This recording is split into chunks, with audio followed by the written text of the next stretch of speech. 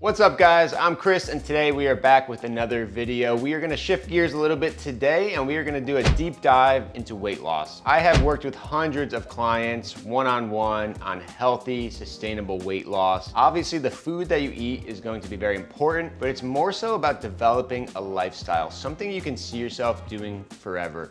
And that is much more important. These days, so many people are diet hopping. They're jumping from keto to intermittent fasting to low sugar. Whatever it is, most people do it for 2-3 months and then they fall off the wagon, back to square one, gain the weight back. To me, that is a big waste of time. I'd much rather you lose the weight slowly and keep it off forever, and that is gonna be a much better strategy. And I'd rather you have a treat once in a while if that's gonna allow you to stay compliant and do it long term. I've had a ton of success with my one-on-one clients. Again, not only losing the weight in the short term, but being able to keep it off forever. So what I wanted to do today is go through 20 of my best tips for weight loss. If you follow these 20 tips, I would guarantee you lose at least 20 pounds in 2 to 3 months. So let's dive into it. All right, tip number 1 is to eat at least 40 grams of protein with your breakfast. So many people make the mistake with the intermittent fasting. They push back their meals, they only eat once or twice a day. In reality, you should be getting at least your body weight in grams of protein, or at least your goal body weight. And if you're only eating 1 meal, 2 meals, that's gonna be a lot of protein. If we wanna eat 200 grams of protein, that's 100 grams per meal if you're only eating 2 meals. And that is gonna be very tough. Now, eating protein in the morning regulates what's called your leptin status, which is a hormone that regulates your appetite and weight loss. If you begin your day with that content of protein, you are going to be satisfied. It's going to be very important for regular energy and not having cravings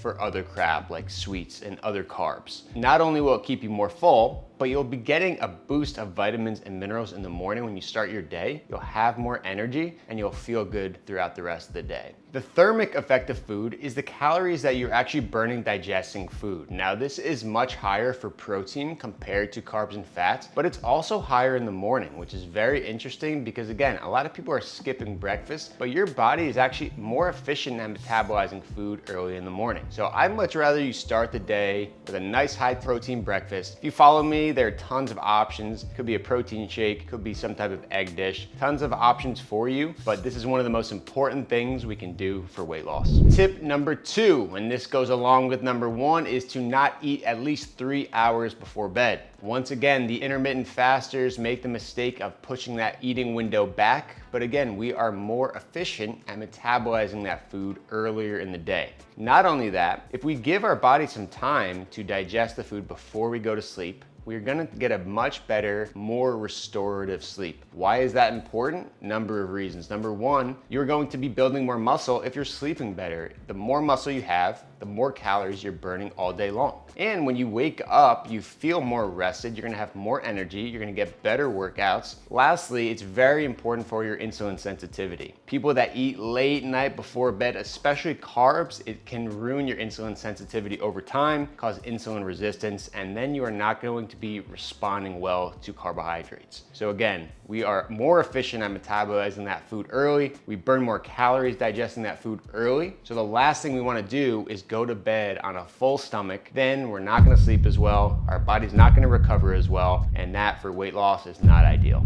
Tip number 3, the only 5 carb sources you should eat are fruits, vegetables, raw honey, potatoes, and rice. Not only are these foods much more nutrient dense than other processed carbs, it's going to be much harder to overeat these types of whole foods. Processed carbs are meant to keep you addicted, to keep you coming back and be able to eat a whole bag of chips, put down 100, 200 grams of carbs. Same with pasta. You can eat a bowl of pasta, eat 150 grams of carbs, you're not even gonna be that full. These foods are also way easier to digest, and when our gut is in better shape, it's gonna be better for our metabolism, it's gonna be better for our mental clarity, for our energy, and we'll make much better decisions when it comes to weight loss throughout the day. That doesn't mean if you have a piece of bread, a piece of pasta once in a while that it's gonna kill your results. But if we can make these 5 foods the staples as your carb sources, your body is gonna be much happier with you and the weight loss will be much easier.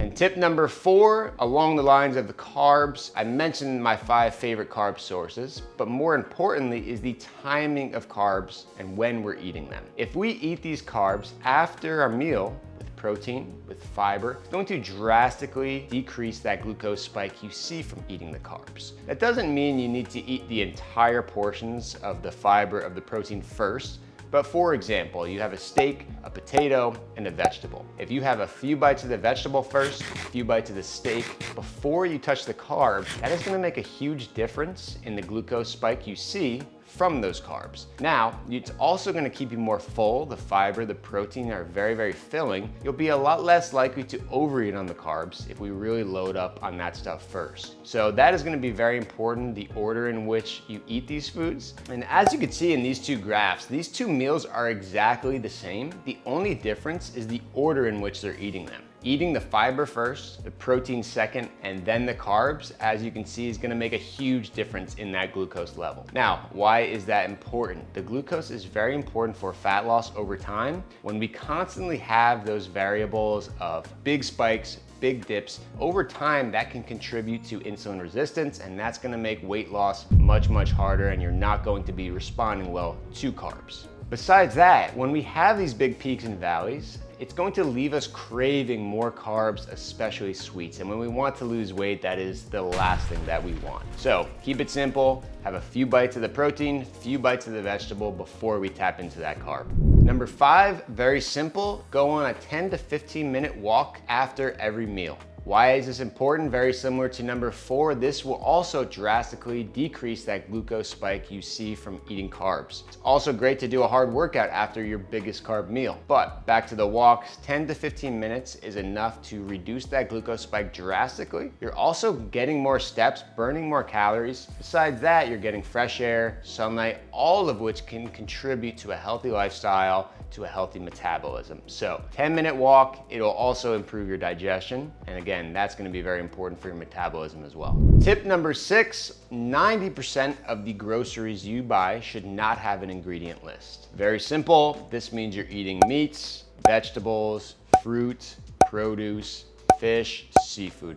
Very, very simple, but these unprocessed whole foods are gonna be more nutritious, much, much easier to digest, and way harder to overeat. Most people really make the mistake of falling for marketing tactics at the grocery stores, even healthy places like Whole Foods, like Sprouts. When we see these shiny packages, it's telling you how healthy it is. These companies are spending millions of dollars to convince you to eat these things. This does not mean that all of these foods are bad by any means, but if you're not sure what kinds of things to buy and you're not really comfortable navigating a supermarket, sticking to this rule is gonna make things much simpler and very, very effective.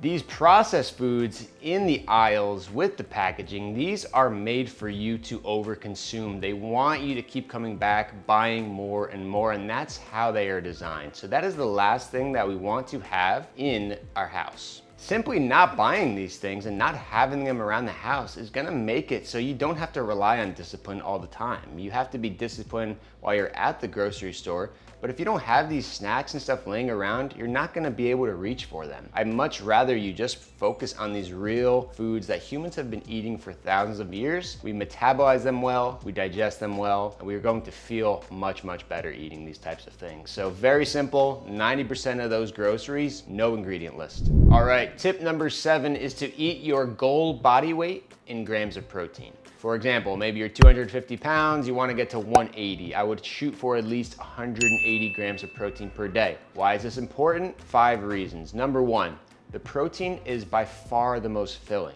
If you are loaded up on protein, it's gonna be very hard for you to overeat the other processed snacks, carbs, and so on. Number 2, we already went over this, eating that protein alongside carbs is going to drastically reduce that glucose spike. Number 3, the thermic effect of food, which is the calories it requires you to digest this food, is much higher for protein compared to carbs and fats. So if we're loading up on this protein, it's gonna be more calories you're burning all day long. Number 4, these foods are the most nutrient-dense foods in the world. Eggs, salmon, red meat, dairy.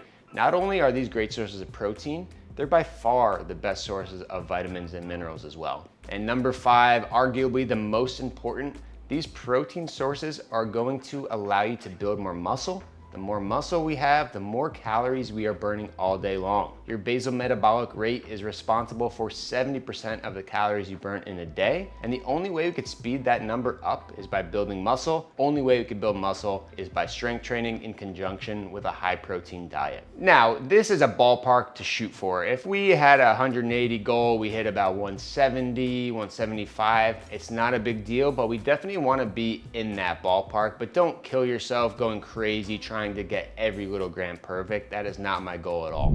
Tip number 8 is to meal prep at least once a week. Not only meal prep, but meal prep 2 different proteins. This way you have lunches and dinners covered. Obviously, meal prep is helpful to save you time, but more importantly, it saves you mental capacity. If you have a busy lifestyle, you have a stressful job, you have kids, the last thing that we want is to add more stress on top of your already stressful life. When we're on this health journey, it can be stressful. We are constantly worried about what we're gonna be eating, how we're gonna feed our family, when our workout is. So the last thing we want is to make that more difficult. So getting some food done, prepped, is one less thing that you have to think about during your busy week. And again, it's gonna save you that time. It's gonna set you up for success with the protein, but again, gonna save you that mental capacity and allow you to focus on your life and not be this constant thing in the back of your mind. And number 9, this is building off number 8, but when we're choosing 2 proteins, what we wanna do is choose 1 lean protein, 1 fatty protein. This is a very simple but effective rule that allows us some flexibility with what we're eating, but will keep the overall fat and caloric intake in check. We don't wanna completely restrict the fat because fat can be very healthy. A lot of fat-soluble vitamins, it's important for hormone production, so we don't need to completely limit the fat. But if we take 1 lean meal, say for lunch, we have something like chicken breast, we have shrimp, we have white fish, scallops, something along those lines. Then for dinner, we have some type of ground beef, we have some type of salmon, something along those lines. It's gonna give you a nice balance of fat. It's gonna give you enough fat for fat-soluble vitamins, for hormone production, but it will keep the overall fat and caloric intake in check. And that obviously is gonna be very important for weight loss. So whether you're prepping or not, when you're looking at lunch and dinner, 1 lean, 1 fattier, that does not mean we want to eat a big ribeye for every meal for the fattier side, but things in moderation, like a 90-10 ground beef, like a piece of salmon, something along those lines where you're getting fat, but not overboard. Tip number 10 is to limit snacking as much as possible. A lot of people, when they're snacking, are having things like nuts, which are very easy to overeat, especially the fat, crackers, chips, things like that. That's the last thing that we want to snack on. If you're gonna have a snack, 3 of my favorite options are Greek yogurt. Sometimes we could add some blueberries, some whey protein to that. Hard-boiled eggs, another good source of protein and vitamins and minerals. And lastly, some type of lean jerky or meat stick. Again, we've already talked about why the protein is so important, so we want to continue that if we are going to have a snack. Now, if you follow these other rules that I've already mentioned and we're having big, heavy protein meals, you're not going to want to snack as much. So snacking in general is not the best idea in weight loss, but stuff happens. You may be hungry, you have a hard workout, whatever it is. So if we're going to snack, let's make sure there's a good amount of protein, and I recommend having a 2-to-1 protein to carb or protein to fat ratio. And that way we know what we're eating is protein dominant. Tip number 11 is to prioritize building muscle over doing a ton of cardio. The cardio is obviously healthy for you, for your cardiovascular system, for longevity, but from a pure weight loss perspective, strength training is gonna be much, much more important. I already talked about your basal metabolic rate and why that's so important for caloric burn throughout the day, but that is why we should be on a serious strength building program supplemented with the cardio on top of that. What we don't wanna do is constantly be on that treadmill, running, and then not have the energy to lift heavy weights. Lifting heavy weights is not only going to improve your metabolism, but it's going to give you much more flexibility on the food because you're burning so many more calories. So instead of looking at the caloric burn during exercise, like the cardio, look at it as long-term. How can I set myself up long-term to be burning more calories? The only way to do that is by serious strength training. Now, with that being said, it's very important that we are tracking our numbers, our weights, our reps. If you are constantly tracking you can make sure you are making progress. It should be a constant battle with yourself. If I did 10 reps last time, I have to get 11 this time. This mentally allows you to push a little bit harder. And if we do that over the course of months, over the course of years, that guarantees we get stronger, build more muscle, and again, burn more calories all day.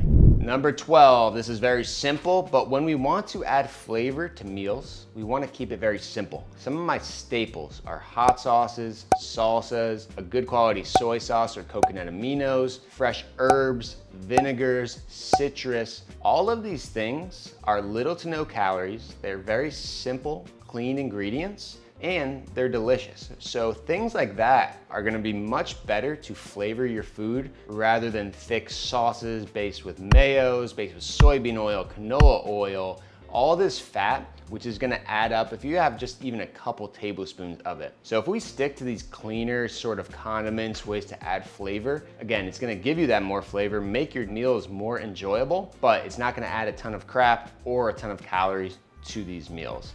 A lot of these things, especially the fresh herbs, some of these spices, they have a lot of other benefits as well. So load up on that, you'll feel better, and it's not gonna add a bunch of empty calories. Tip number 13, this to me is one of the most important things, is being able to navigate social situations. Now, the biggest thing is we plan ahead of time. You know this Friday, you know this Saturday, you have a party to go to, you have a dinner you're gonna be going out for. The last thing that I would tell a client is to not do that, to not enjoy yourself. But we want to make some adjustments earlier that day. For example, let's take a normal day, say you're eating 3 meals, breakfast, lunch, dinner. All 3 meals are balanced with protein, with carbs, with fats. Now, Saturday night, you have a dinner to go out to. Restaurants are gonna be more fats, more carbs, less protein. So how do we counteract that? Especially lunch, we do the opposite. We want a nice lean protein. I would even double up the protein compared to a normal portion and skip the carb. That way we're backloading some of those extra carbs, fats to dinner. We're having extra protein, so that's gonna make up for the lack of protein at the restaurant. But when we zoom out, the total intake on the day is going to be very, very similar. A lot of people make the mistake of maybe not eating all day if they know they have a big meal later, but then they go out, they eat plenty of fats and carbs on the day, but then they're way low on the protein, and that is a metabolic nightmare. So we want to make sure we still hit that protein target, but to counteract that big meal, we skip the carbs, we keep it very lean, and then again, the whole day looks very similar to your other days. All we're doing is backloading some of those extra carbs, fats to that big meal. So biggest thing is knowing you have this and setting yourself up, having things cooked, grabbing things that you know will be there for you. Tip number 14, and this comes back to setting yourself up for success, is always having quick, easy protein sources in your fridge or your freezer. Some of my favorite staples in the freezer are shrimp, fish fillets, and ground meats. The reason why these are awesome is not only because they're high protein, but they defrost very quickly. You could throw some shrimp in some water, defrost it in minutes, throw it on a pan and cook it in 3 to 4 minutes. You could have 50, 60 grams of lean protein very, very easily. So we always want to have these fallback options. Maybe the week doesn't go as planned, the day doesn't go as planned, things pop up, but you have these fallback options in the freezer that you could pop out, cook up a healthy meal in a pinch in minutes. Some things in the fridge as well are things like organic turkey cold cuts. I love that because that's pure protein. Maybe it's not the most nutritious, but if you have a crazy day, you can come home and you can have a few slices of that. That could be easily 20, 30 grams of very lean protein. So keep things in your fridge, in your freezer that you know you can fall back on when you have a crazy week, a crazy day.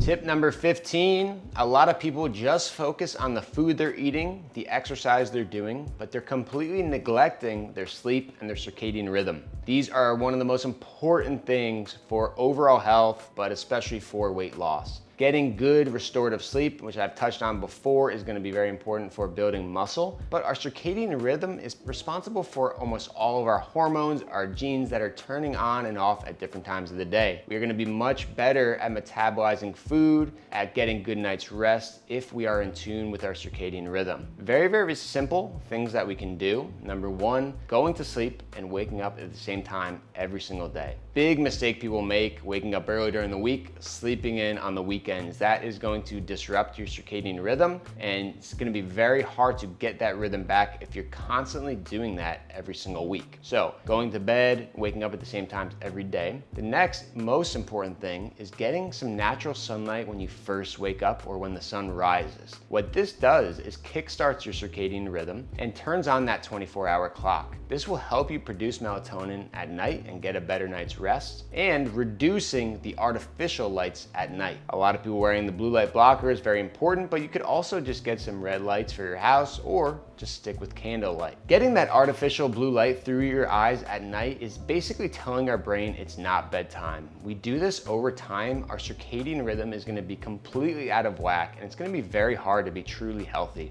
To me, I think this is one of the most important things that people neglect because we're only focused on the food we're eating. Obviously that's important, but if we optimize our circadian rhythm, it's gonna be very, very, very important. So waking up, going to bed, same times, getting early, natural sunlight in the morning through our eyes, avoiding the artificial light at night, going to be the most important things we can do. Now, a couple other smaller things is eating earlier when the sun is out. And like I touched on before, not eating late at night because that can throw off our circadian rhythm as well. Our body works best when we're in a routine, when we're in a rhythm. We're gonna digest the food better, metabolize it more efficiently, and we're gonna feel much, much better overall. Number 16 is simply getting out in the sun more. Obviously, the vitamin D is very important in our overall health, our immune system, our testosterone production, very, very important. But again, it's very important for that circadian rhythm, and it's gonna help you sleep better at night. It's very important for blood flow, and you're also getting some of that red, some of that infrared light from the sun, the full spectrum of light, and these also have a ton of healing properties as well. Besides that, when we're inside all day under artificial blue light, a lot of studies show that this can ruin our insulin sensitivity on how we respond to carbohydrates. So believe it or not, getting that natural light is going to be much better for how we respond to those carbs. We're gonna feel much, much better overall.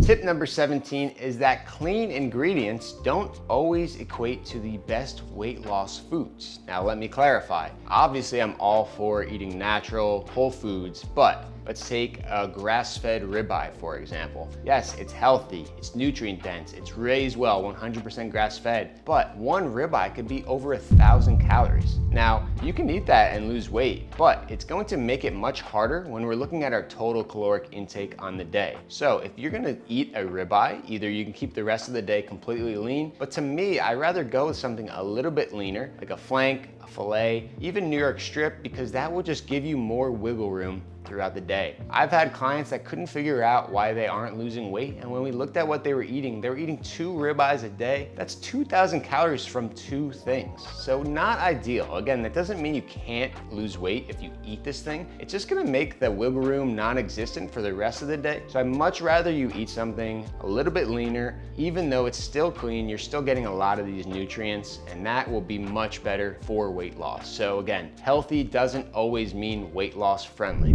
Number 18 is finding a few staple recipes that you really enjoy, that you really look forward to, and continuing to make them. Obviously, if you look forward to them, it's gonna make it much more sustainable because you look forward to them, because you enjoy them. But besides that, you will become a lot more efficient at cooking them, and that's gonna save you time in the future. Now, obviously, you don't wanna eat the same things over and over again, but if you have a few staple recipes that you really love, it's gonna make your life easier, and again, you're just gonna get better and better, more efficient at cooking them. So find a few of your staples. I'm sure you have some of my recipes that you really enjoy, and really stick to them and become a master at them. Number 19, one of the most important things is to make a plan for the week. I like taking a simple chart on a Sunday and mapping out what the week is gonna look like. This does not mean you have to execute it 100% perfectly, but it will take out any variables. You know Thursday night you have to do this. You know you have to drop the kids off at baseball on Saturday. So making that plan will allow you to do the grocery shopping,